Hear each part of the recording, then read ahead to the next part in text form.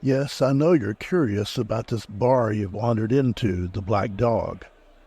Clientele seems a bit odd, and you don't know why. I gather it's your first time here, and yes, it's obvious. It may not be your last, but that's up to time and the fates. Name's William, by the way, but that doesn't matter. I'm sort of an unofficial guide to new patrons, so let's get right to it. This is a Fey bar. And no, I did not say gay bar. I said Fey bar. And yes, I'm serious. I mean, we have to call each other something. And trust me, when you're dealing with Fey, it's a good idea to be polite about the terms you use.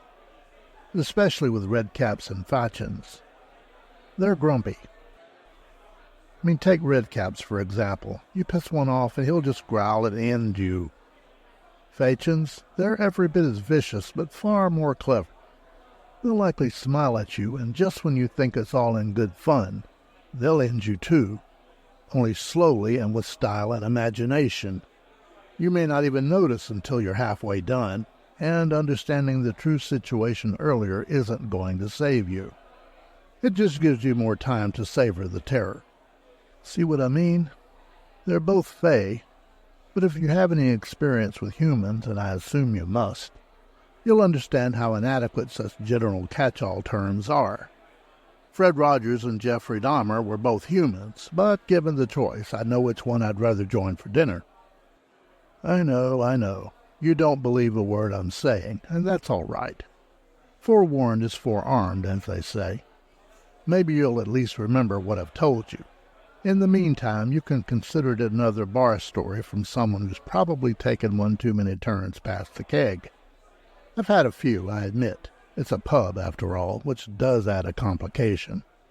Usually, folk aren't in their best judgment after a few shots, and here that's kind of important, especially if you don't know the territory.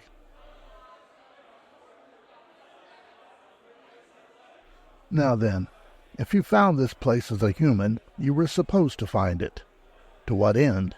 That is yet to be revealed, though it may already be determined. The Norns do stop in now and then, by the by, and they do like to meddle. What am I?